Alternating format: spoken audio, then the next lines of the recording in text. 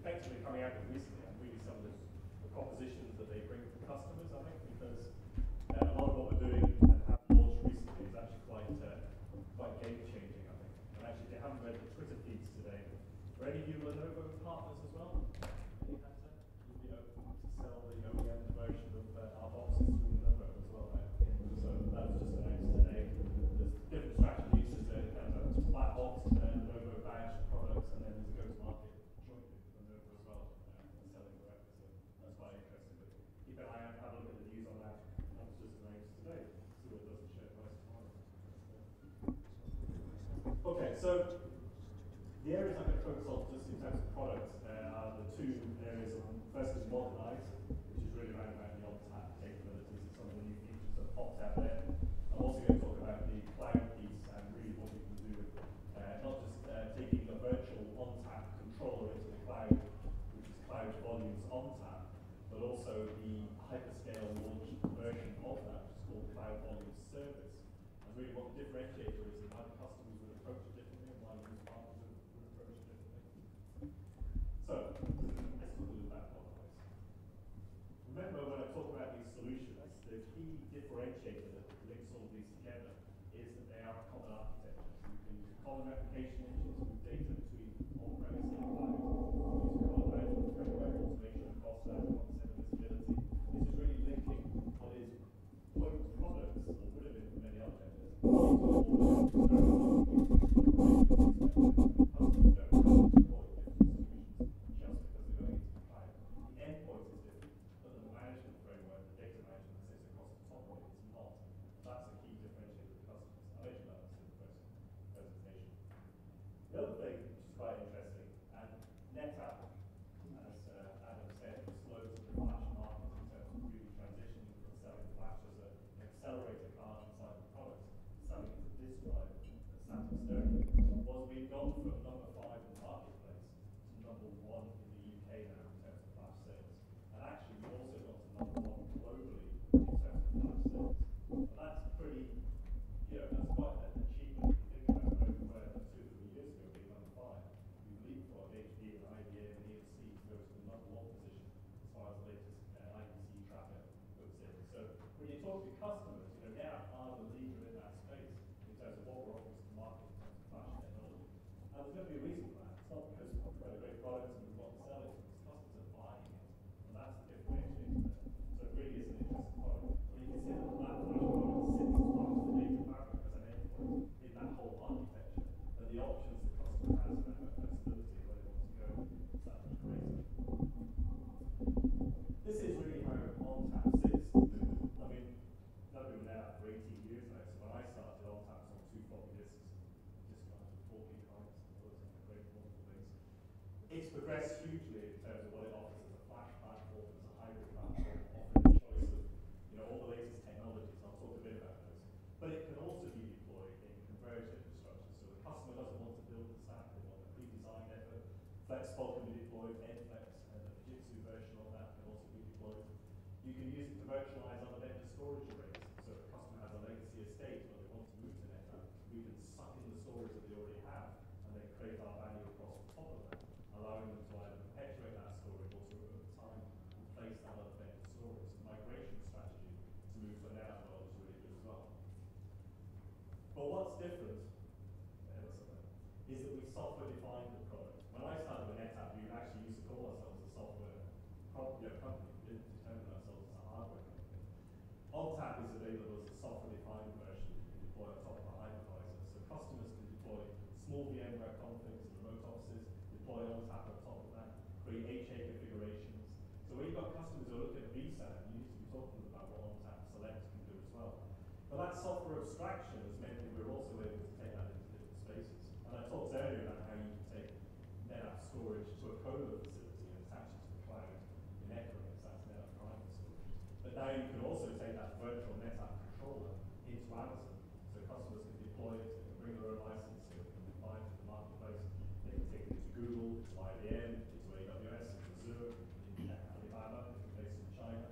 The options for where you can deploy NetApp has got that much greater. So it's not just about deploying on premise, it's about saying, well, are you going to the cloud as a customer? And the answer will be yes in some shape or form. Well, why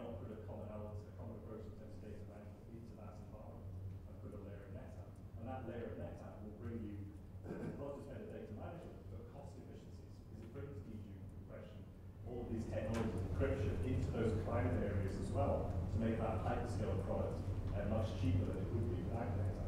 And that's a really great advantage that it brings. But the latest thing that we offered was we didn't offer, the hyperscalers did. All three hyperscalers, AWS, Google, and Microsoft, came to us and said, we want to offer an enterprise file service and build it on top of NetApp. So now those hyperscalers offer a file service through their portals, built through their billing systems to their customers, purchased through there, but it's actually built on NetApp. And the customers can deploy NFS or SMB services and get those capabilities from NetApp. And you have to think, well, why would they do that? What's the differentiator? Because most of these actual vendors did offer file service already. But what they didn't offer was a leading file service. They didn't offer all the latest NFS protocols. They offered NFS v4 maybe, but they didn't offer NFS v3. They offered SMB, but maybe not with the performance which was needed by customers. They certainly didn't have any data management around snapshots and cloning and replication and those types of capabilities. NetApp brings all of that and enables the hyperscalers to sell those services as their own products, built through them, but with the NetApp capability. And actually the product is faster than what the hyperscalers were able to offer from their own storage products. So we had one customer, Woodsicode, who deployed a genomics application. They couldn't get the performance they needed from the hyperscalers. They put the NetApp solution, cloud volumes, in there, and they were able to achieve, I think it's 20 times faster performance from that platform than they could from hyperscale storage before. So it's a huge advantage, and also it creates a common storage paradigm, data management paradigm across all the hyperscalers. So the same service is available in all the hyperscalers, and it's API connected into their frameworks natively. So if you're building an Azure application, and you're using the Azure APIs to link together all the other services that Azure can offer, it also connects into the storage that they offer through the portal, which is based on NetApp. There's a real big advantage if the customers are looking to build a common data management framework across these different environments. And it's all built using ONTAP as the operating system, storage operating system that you guys know very well. There's been a couple of new feature releases which are quite interesting. The first one was that apart from the fact we released the A800, which is the new high-end all-flash platform, we released NVMe end-to-end on that platform. Now other vendors have brought out storage arrays with NVMe drives inside, which give them a performance boost inside the arrays. But there isn't a single vendor who has released an end-to-end solution, which means that not only can you get NVMe inside the storage array, you can also NVMe over fabrics, connect that to an external server. And you might think, well, what's the benefit in that? Well, the first thing is the use case is ultra-low latency. And I mean ultra-low latency, by order of magnitude better than what we give for a fiber channel. And also better performance with that. So for, if you're looking at a database running over a fiber channel to an A800, you'll maybe get 200,000 IOPS to that database. If you change just the protocol on the wire, the adaptive Kalman server, you will get 4 times better performance just by changing the protocol and the adaptive server. This is going to change how we deliver storage in the next 5 years. I think in 5 years' time, we won't be deploying fiber channel connected solutions. You'll be deploying NVMe over fiber channel connected solutions. The great thing is it uses the same infrastructure. As long as the switch is relatively modern, you can actually adapt and connect it to that environment. So why would we do it? But NetApp is the only vendor that offers that as an end-to-end solution, commercially available. You can buy it now, you can install that and set it on.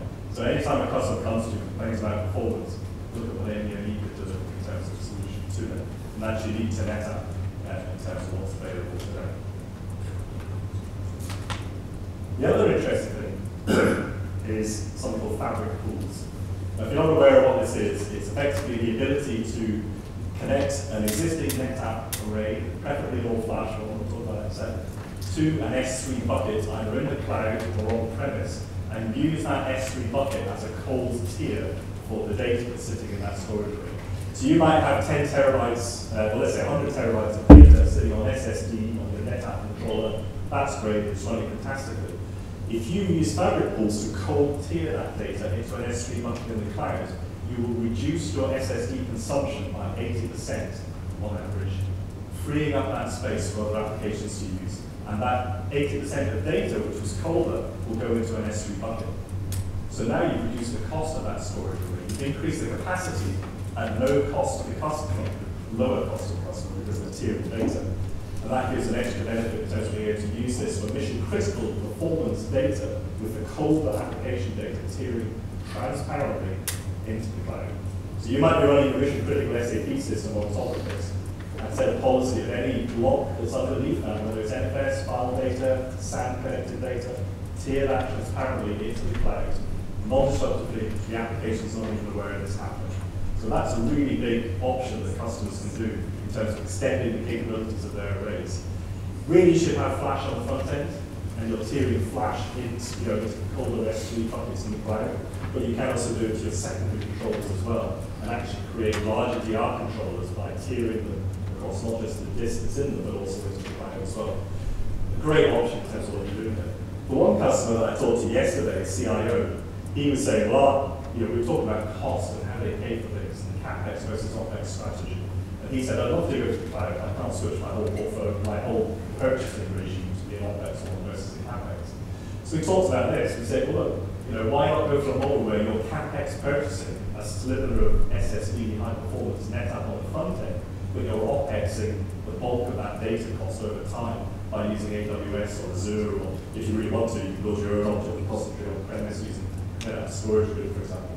And then he could actually see the model of moving into a world where he's gradually reducing his CapEx spend on a refresh basis and shifting the cost into an OpEx model as well. So it got into the scenario being able to do not just tiering of data from expensive SSD or NVMe drives and tiering the cold data into the cloud, but also change from CapEx to an OpEx model and really start to leverage the cloud and work that into his business model. So Fabric Pools is a fantastic feature, and it works across any data that you put onto the NetApp controller, and it supports all the encryption and security that you'd expect in terms of making sure that the data is secure and put into the cloud. And because it's transparent, there's no disruption to the net there to the customer's application environment to turn that on. The other thing that's come up quite a lot recently for a lot of customers is the use of cloud ONTAP, and that's really where we've had quite a few customers, particularly smaller customers, who are looking to reduce their data center capacities. And the target that they look at initially is the DR data center, because often for them it's a cost burden, if you like, because they don't get the active production use out of it unless they're active. So they're really working on how can they reduce the cost of these DR data centers. And a great option for doing this is to actually use the replication feature built into the NetApp Array SnapMirror. So instead of replicating on-premise to DR data center, to replicate to a virtual NetApp controller that sits in the cloud, whether that's an AWS environment, an Azure, service provider cloud that you build yourselves, it doesn't really matter. But the benefit for the customer is that they can move to a model whereby they can effectively shut down the DR data center and cloud enable that DR data center. So now their DR is in the cloud. Now the cloud works really well from a cost perspective if you're not having to, it's a rental model, so therefore what they do is they replicate to the cloud, they pay for the storage they consume in the cloud with the NetApp efficiencies to make that cheaper, and they only have to turn on the compute when they have a DR set up.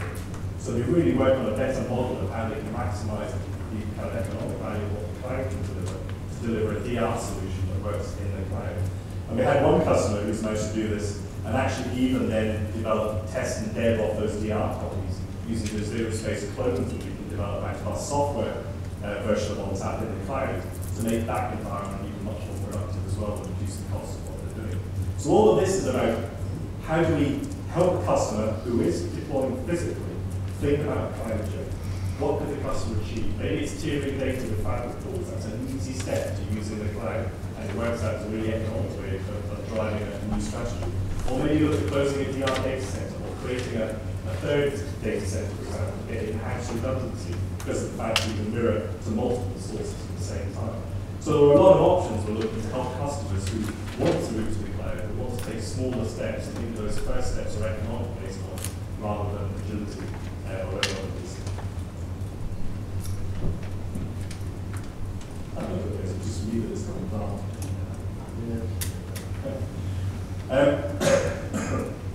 So, where customers are looking to deploy to the cloud, cloud volumes ONTAP. We changed the language of these products recently. It used to be ONTAP Cloud, originally before that was something else. But cloud volumes ONTAP, the one on the right, is where customers effectively deploys a virtual NetApp controller which they manage in the hyperscaler. It's a data repository including storage efficiency, snapshots, cloning, replication targets. They can then build a virtual NetApp data storage device there that they can connect to their on-premise environment. And that brings all the advantages that I talked about, maybe moving DR into the cloud, moving other services in, reducing the cost of hyperscale storage. The other version, as I mentioned, is where the hyperscalers are launching these products themselves as a service. There's no management involved. You just go into their portals. You say, I want to have 10 terabytes of NFS storage. It needs to have this IO terabyte performance ratio. That's it. You click a button, 8 seconds later, you can give them 10 terabytes or 100 terabytes of storage, and it's just provisioned. And it's natively available in the cloud to connect to the application that you have in the cloud to do that.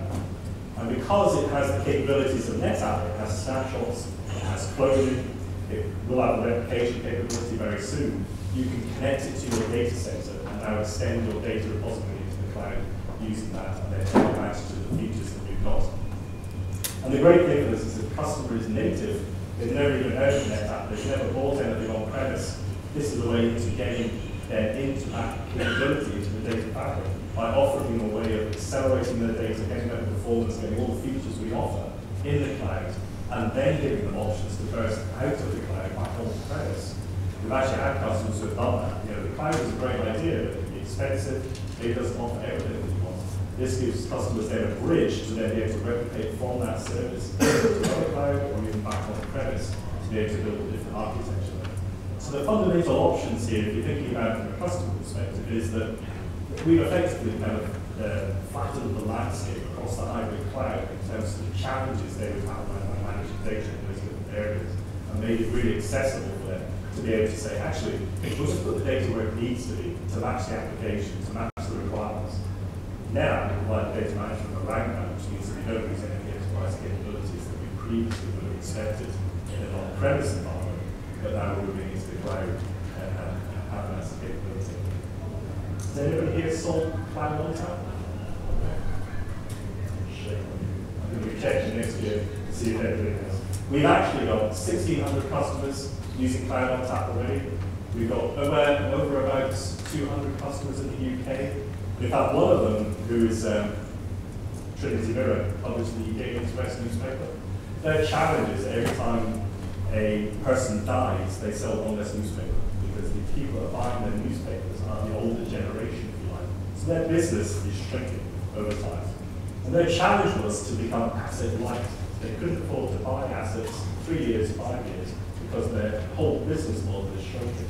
So they decided to move into the cloud. The first step they took to that was moving their DR data center into the cloud. And they used cloud on tap to do that. When they tried to go in just on AWS without NetApp, it was cost prohibitive to make that move, to actually move DR into the cloud, even though they were moving from Canary Wharf. When they put the layer of cloud on tap underneath, they cut their storage bill from Amazon by 50%.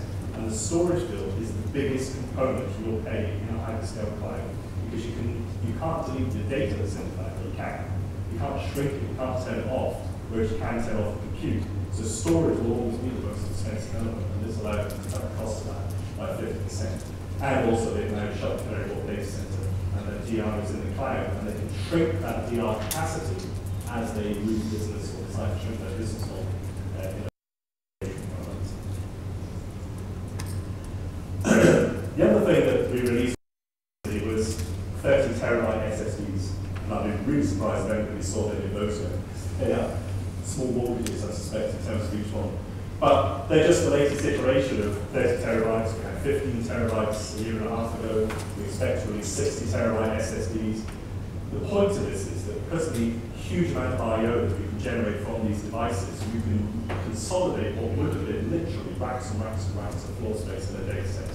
Now, for some customers, that is a huge saving, because floor space is the ultimate cost to them at the end of the day, particularly for London-based or in any of the other metropolitan areas where floor space is at a premium.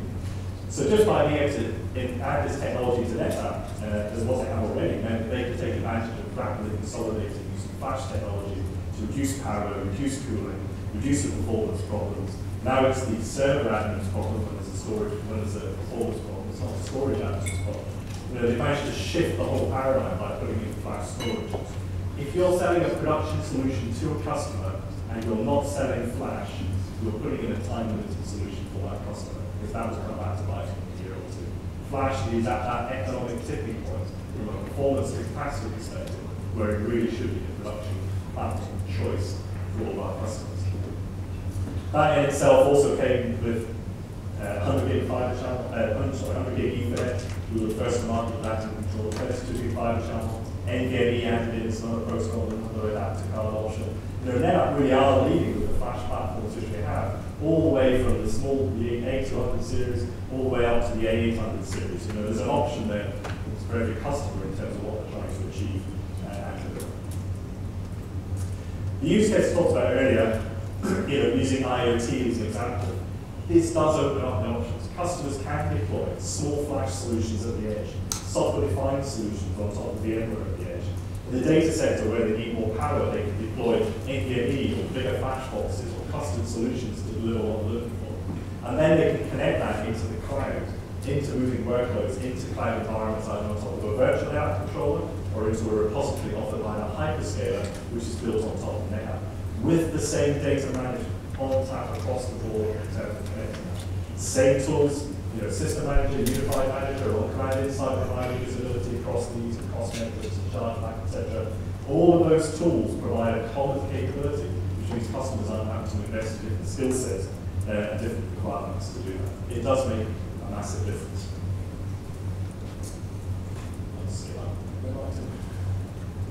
The interesting thing, if you haven't been to, is to go to cloud.netapp.com. All these cloud products that I talked about are available through a single portal. If you go into there, you can click on free previews, which will launch a 30-day limited trial of Cloud ONTAP, for example, or SaaS backup. These services which we're starting to offer are all available through cloud.netapp.com. This is creating a cloud volume. Notice how easy it is in the Azure portal to go in there and just click and say, I want 100 terabytes, choose the service that everybody wants, the I/O ratio, he wants some snapshots, what size is going to be, bang, it's created. That simplicity of how you create it on premise, you deliver it to the cloud as well. So customers who aren't even interested in storage management can actually use our products very simply as well, and then effectively just connect it into their native cloud platforms which they have. So if you haven't been there, go to cloud.netapp.com and you'll be able to see all of the services, you get a good description of what they offer. And the way the charging things work for partners is that when customers buy services in the cloud, NetApp are notified for that, and we then reimburse not just our sales teams or related to big accounts, but also the partners who are related to those customers with the active opportunities as well. So you will get paid for selling these capabilities, or when customers consume these capabilities as well. Talk about those. Does anybody here sell Office 365 to their customers? Good show of hands. Not as many as I thought, actually. I would expect everybody to be selling Office 365 to their customers because, let's face it, most people are moving that way. NetApp offer a capability built on top of Office 365. So at the moment, if you deploy as a customer into Office 365, your email, your SharePoint, your OneDrive files, you get a service which Microsoft guarantee will be durable. What that means is they won't lose your data. If you put data in there, they won't lose it. And if you delete it, they'll give you 30 days, very generous, to make sure that you can go in and recover that deleted file. But if you're a business who has to back up that data for historical reasons or for compliance reasons or regulation reasons, or if you're the kind of user who doesn't realize you deleted something within 30 days and go and try and recover it, unless you've locked it under legal hold, you've got no way of getting that data back. Because Microsoft don't offer a backup service to do that. NetApp's SaaS backup service attaches in, it's a service, it's no software involved in it. It attaches it to the customer's environment, it's paid for on its own user basis, and it allows customers to back up at a granular level their SharePoint, their OneDrive, and their emails to another S3 service, either in Azure, in AWS, or even back on premise. And then they've got the option of granularly recovering emails, files, SharePoint sites, complete mailboxes. They can then really build up a historical view. They can back up the data for a year, or whatever retention period they decide to do. So if you're selling, I don't know what the cost is, a $3 license for Office 365, you should also be selling them the option to back up along to meet their compliance requirements, to offer them the capability of granular backup and restore on top of that. And that's what the next SaaS backup for Office 365 offers. It's also available for Salesforce. So I don't know if you know, if you delete something in Salesforce, there's a flat fee of $10,000 to do a recovery of any data that you've managed to this place in Salesforce. They don't offer it as a service. They do their own backups. It's expensive for them to recover those if users want to get data back.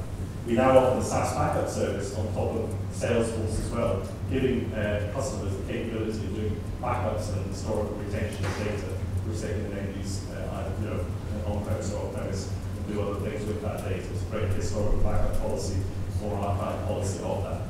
We're extending more into this space, offering SaaS backup services, really trying to take the data management aspect of what NetApp do well and bring that into a SaaS environment. The SaaS environments are one of those areas where traditionally, once the customer's gone there, we've lost any sale that we would potentially get out of that.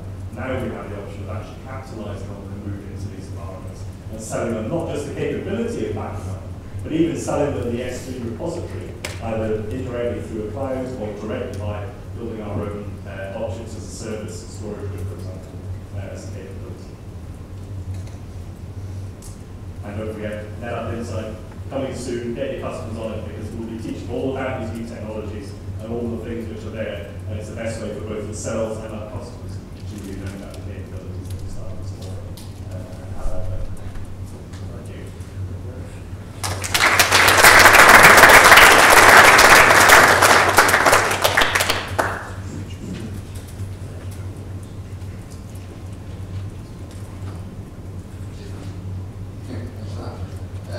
Moving on to the last breakout session with two of the BDMs that work for me, Stu and AJ, covering off working with Arrow and how to make money.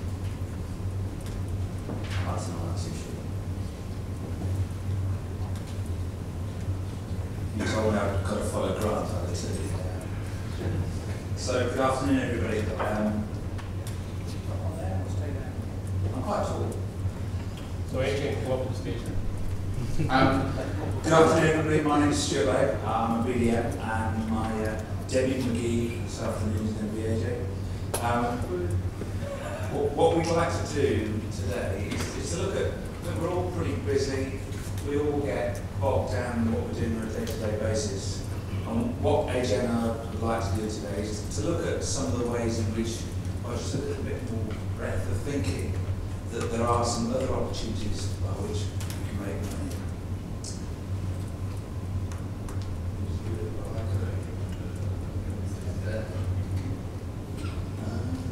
It's an age thing. I'll keep this short.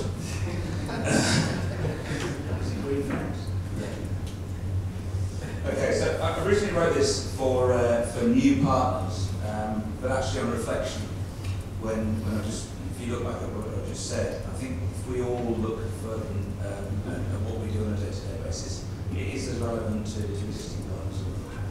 So the particular two partners that I looked at, the categories of partners I looked at were registered, which I don't think any of you are. I think you've all moved on beyond that.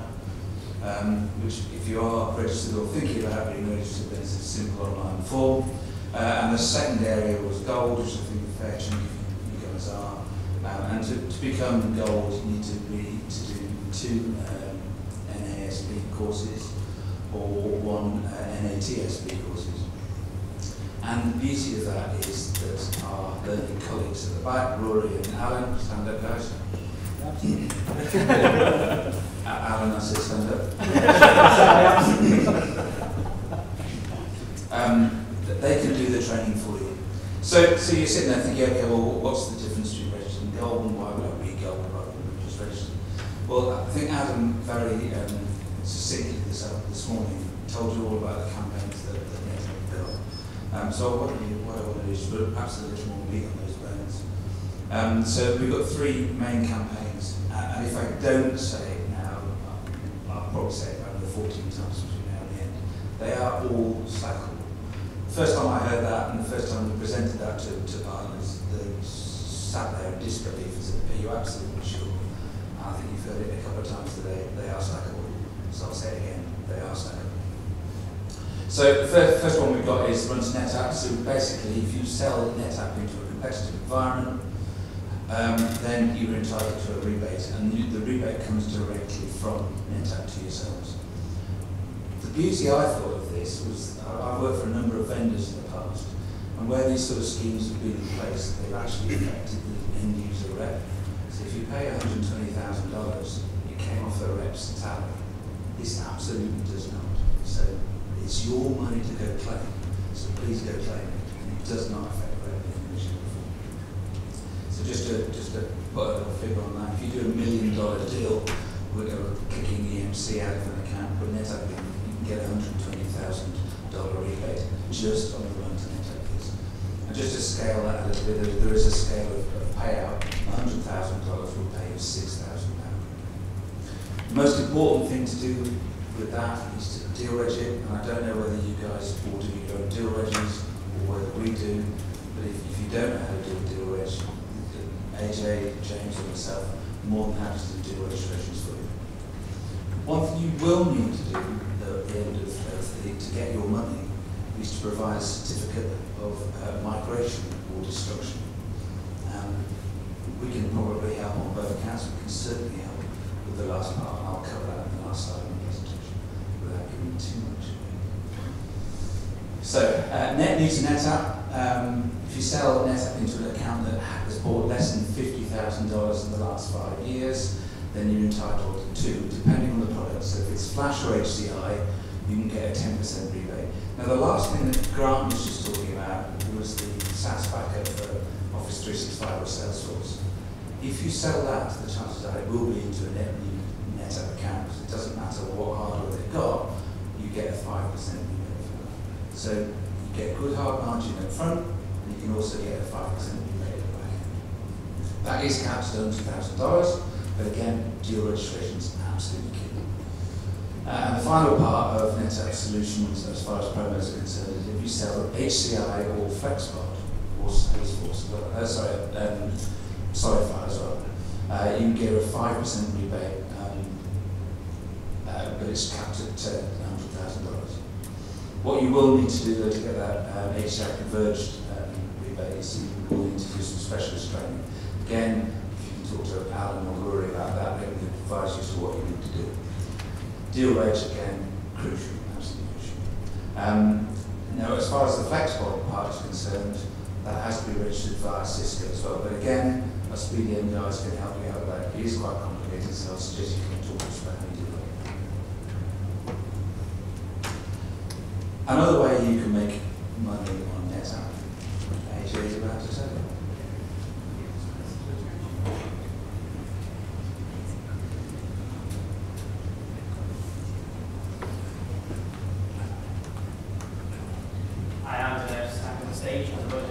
See me.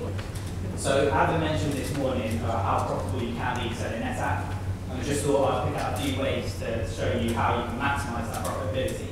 So Express Packs, so all of you should have received new bundle sheet of Express Packs. These are pre-built configurations allowing you to streamline that whole quoting and ordering process. It just makes it simpler to see the configs there ready with pricing next to it, knowing that you can go to a customer, tell them what the price will be, without having to go through a hassle of waiting for a quote. When it comes to placing an order, as their pre-built configs, the lead times are generally quicker on them, so it does, again, just make the process a lot simpler. Now, the best thing about them is they provide deeper discounts than your traditional PVR pricing route on non-Express Pack configs. Again, this helps with maximising the profits that you can make in NetApp by being more competitive to your customers. To be eligible for these discounts, you will need an accepted deal registration. Without one, you won't be able to quote an Express Pack. So as Stuart mentioned, your BDMs or yourself, if you do it yourself, will be able to submit deal registrations for you on that. And another great thing is there are storage guard configured bundles. So I'm just going to talk quickly about what storage guard is first. So storage guard, for those of you that don't know, is Arrow's own support offering on NetApp hardware. You can leverage storage guard and leverage Arrow for your support offering, meaning you don't have to invest in a 24/7 dedicated internal team, so one of your customers' NetApp environments. Arrow are support service certified partner with over 8 years of experience. Being an SSC partner means that when we go to deal reg and quote for you guys on the support bit, we get extra discounts. We can then use these discounts and pass them back to you, the partners, for you to be more profitable and more competitive. So as I mentioned, it's a cost-effective alternative to vendor support. But what's really great about Storage Guard is it's more flexible and more comprehensive than the services that NetApp offer. So StorageGuard comes in standard, essentials, premium. NetApp support only has standard and premium. StorageGuard standard and premium are the equivalent to NetApp. The StorageGuard essentials sits in the middle of those two. It's got all the features of basic, with a few of the bells and whistles of premium without going for all the features and paying the full premium package for that. So that's it for me. Just wanted to talk about StorageGuard and Express Packs. If you haven't received Express Pack sheets or info on StorageGuard, contact your Arrow EDM.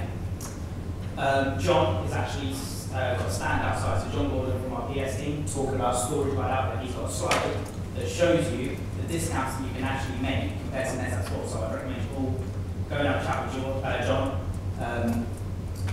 Grab a brochure as well. John from Stand Up, just in there, John. Grab a brochure off him as well. And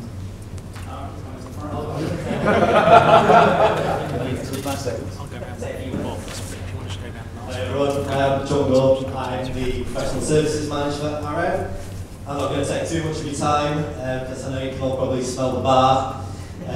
So you can get to that after the awards, but if I could just urge you, before you go rushing to the bar, please come and see me and have a conversation around StorageGuard. I do a dual role at Arrow, so I'm the Professional Services Manager as well. We've got a few of our esteemed consultants at the back there. One of our divisional directors used to refer to me as our consultancy pimp. I think that was basically because I sell men to go work in dark rooms. That's kind of my role within Arrow. But this dual role that I'm now doing is covering StorageGuard, supporting the business development team, and promoting this fantastic promotion that we've got for you at the moment on StorageGuard. If you could please come and see me after the event, and I can take you through it and give you some brochures. And then we've also got a webinar next week, haven't we, Stuart? On the 20th. If you're not signed up for it or registered, again, please speak to your BDM. We'll get you signed up, get you registered, and that will give you access to some more promotion on that. So thanks very much for your time. Cheers. Just to put that in perspective, we've done some deals recently on StorageGuard, and the partners made an additional 20% margin on the services that we sold.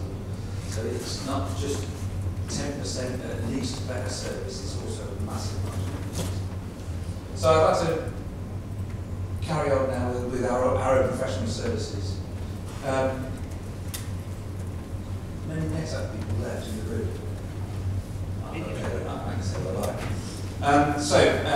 Arrow have a bunch of highly qualified, highly experienced, bunch of PS guys that are fully accredited by NetApp to go out and deliver NetApp professional services. By the way, this presentation is not sponsored by John Gordon, it is. So these services are fully bookable by Arrow. If I'm right, it's consultancy booking at arrow.com. Keep going to Okay, I'm doing right. The beauty I found with the professional services guys is that we actually send out our guys, so we know their names, addresses, phone numbers, and we know where they live, that we can identify when they've gone out and done and delivered the services. NetApp, I think, on the odd occasion, potentially sub that out to other people, potentially. Not saying anything definite, but... Okay, that's not my reason. Right. There you go. So what I'm saying there is it's facilitated by Arrow. There is no subcontractors. They are our own people. We currently price our professional services at £750 a day. Now, what does that mean? A typical NetApp install is going to be 1 day, £750. So a standard install is 1 day. Anybody like to have a guess at what the NetApp price is? It's £2,500 a day. So if you're in a price competitive position, just by, and I think our guys in quote and config state PS at the bottom of every quote, at £750 a day. If you're in a price competitive position, by using us and using our professional services, you can put yourself at a distinct advantage. However, not only are we massively cheaper than NetApp today, what we'd like to offer as a promotion between now and the end of the year is that John's very kindly offered professional services at £650 a a day. Now you could get clever here and think, I might have 10 installs to do between now and the end of March. So you may come and order potentially 10 professional services days forward in advance. So finally, the bit that we kind of hide away, I'm going to ask a very boring question here. Does anybody know what the third largest building in Essex is that doesn't work for Arrow? Go on then, Dave, what is it? It's our S-Tech facility in Upminster. So it doesn't sound very impressive actually to be the third largest building in Essex. However, you've got to bear in mind that number 1 is Stansted Airport and number 2 is Lakeshire Shopping Centre. So that's pretty impressive. So in 2016 we processed 7 million devices and kept nearly 60,000 tonnes of electronics out of the landfill. You've probably got some customers who are maybe public sector orientated. They're really bothered about this kind of stuff. Where does it really go when I get rid of my IT? So we found new homes for 2.7 million devices. Now I think Dave alluded to that earlier. What we can do is when you're first engaging with your customer, is that when you're selling them new kit, we can build residual values into today's kit that you're selling them. Or alternatively, if they've got incumbent kit and you're looking to rip it out, we can give you a value for that equipment. Therefore, you can build that into your quote, and again, make yourself even more competitive. So we've got storage guard, make the extra margin, run to NetApp, make the extra margin, professional services, make the extra margin, involving Arrow S-Tech, making even more money. So what does your customer do with his current redundant IT? 4 questions you could ask. And what I want to do today is perhaps create conversations. I'm not trying to sell any product necessarily. Try and create conversations. What does your customer currently do with redundant IT? Do they know how it's being disposed of? It's just going to landfill, what happens to it? Or they're just turning over to a local tip and putting it next door to the fridges? How do they know it's being disposed of securely? So when it's been ripped out and taken away, how do you know what's happened to it? In S-Tech, we take videos, barcodes, you can actually see your stuff being crushed up. You know it's been disposed of. We've even got specialist cages for special, perhaps MOD accounts or banks or building societies. Could you make money from that disposal? Probably before today, you might have thought about it, but not really known how to do it. So if you come and talk to us, we can help you. It sounds dull to go and walk around the third largest building in Essex, but I would absolutely recommend, Dobby, you've done it. You've got to go in soft shoes, don't go in comfy shoes. But I really would recommend you talk to us and we'll get you a trip around what we do. And it will give you an insight, potentially, how you can sell extended products and extended services to your customers. And I really don't know what any of those numbers are necessarily. But apparently, if you're sitting in front of somebody, that is really, really exciting. And if you get to visit, you'll get taken through all of this. But apparently, that stuff is really, really important. So I hope that you found what we've talked about just now gives you some food for thought as to how you could possibly explore taking your products and offerings just outside the supply of NetApp products. And if anybody's got any questions, that concludes the John Gordon sponsored professional services presentation. Bravo.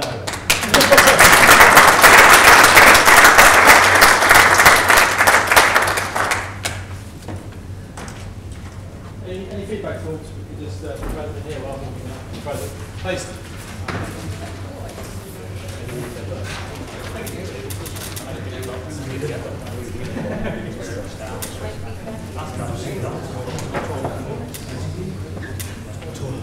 Taller stages.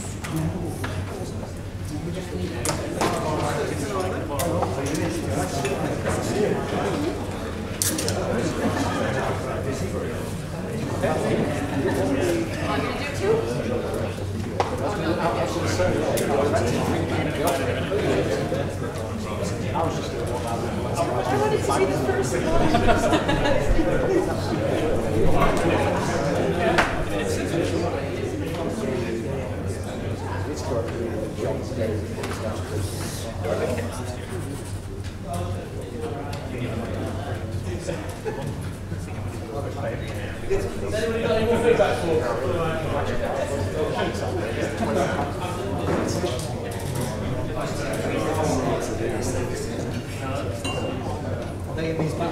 Yeah.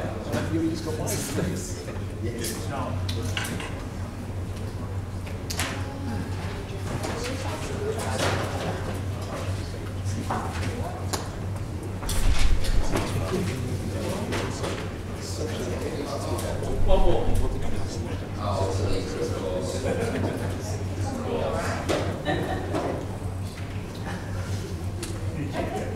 You wouldn't go last and get the top.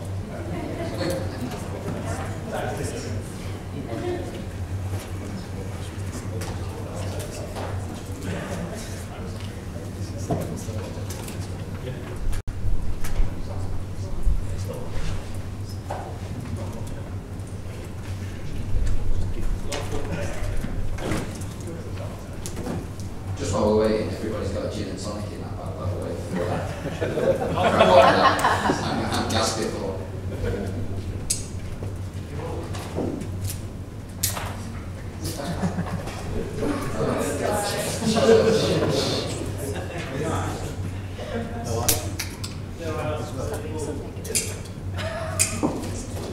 going to go through some partner awards now, but before we do that, we're going to yeah.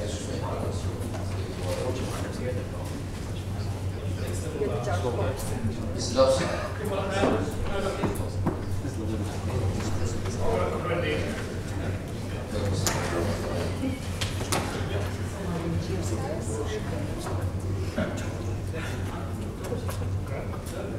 The winner is Anthony Dobson. The first presentation was amazing. Where's Chris McQueen? It's not you, sorry. Congratulations.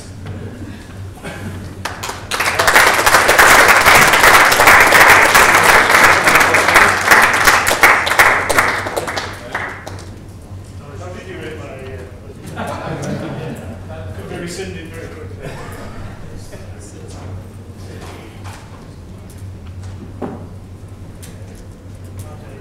Yeah.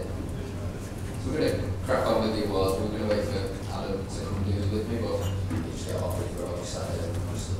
So we're going to crack on with the first award, which is the Dark Horse Award. And the winner is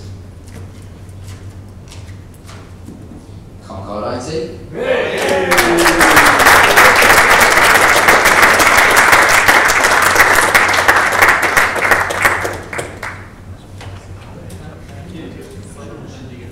I'm on the stage, isn't it really?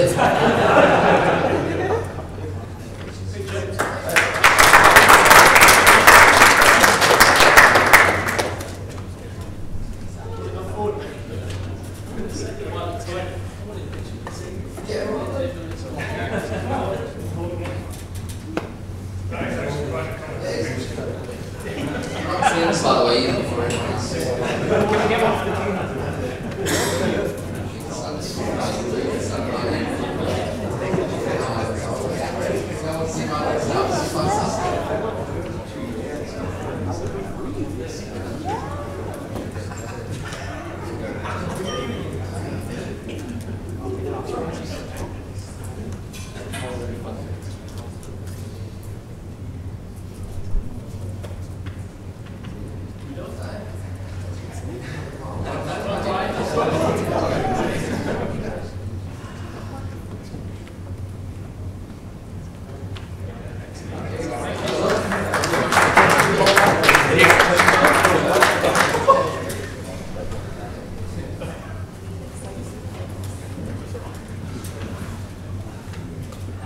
The next award is for the HCI Partner of the Year. Unfortunately, the person that we was going to be giving the award to had a car crash this morning, so couldn't make it, but we're going to bring BDM up instead. So the winner is ECS. So James Rock can get the award for them.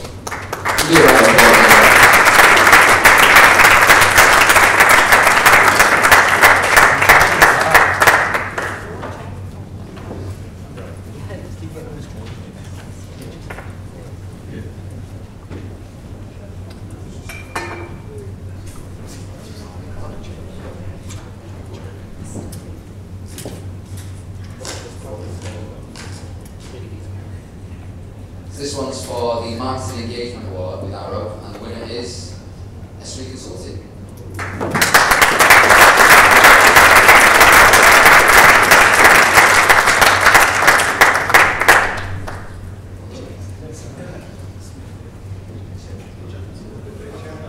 I'm going to stay on stage again. Best photo bomb ever, that one.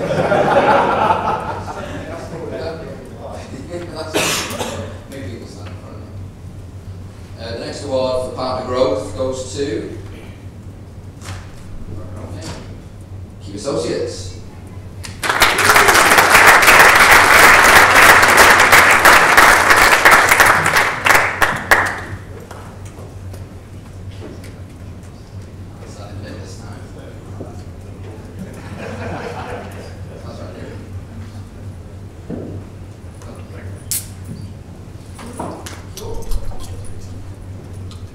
And the last and final award is for Gold Partner Award.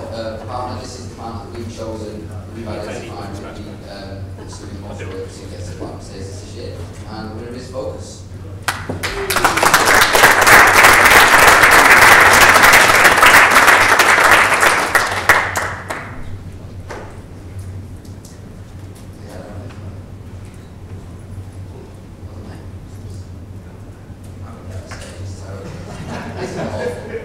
Play me all.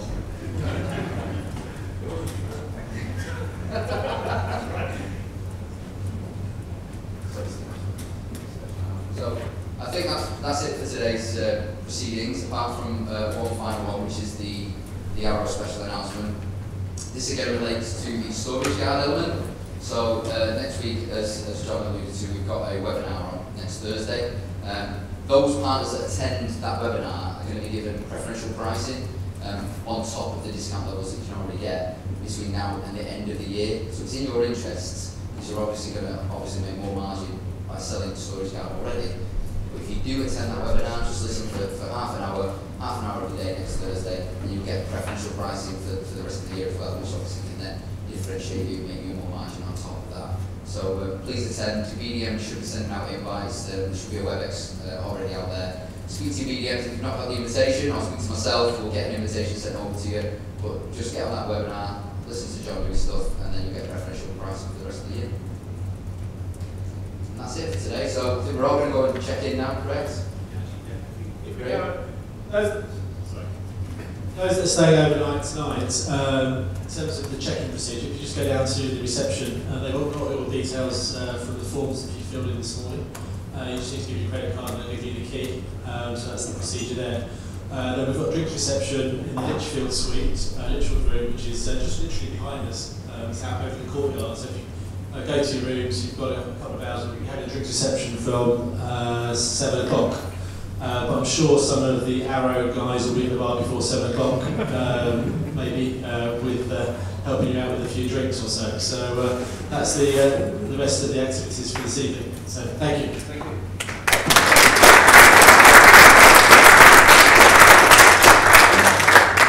Nothing more from me, other than thank you again for today, for turning up. It's quite nerve-wracking for myself.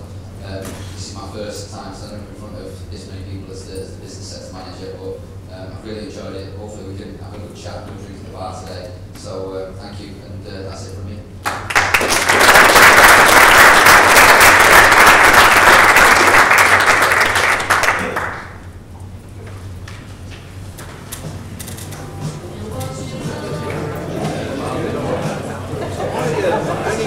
Only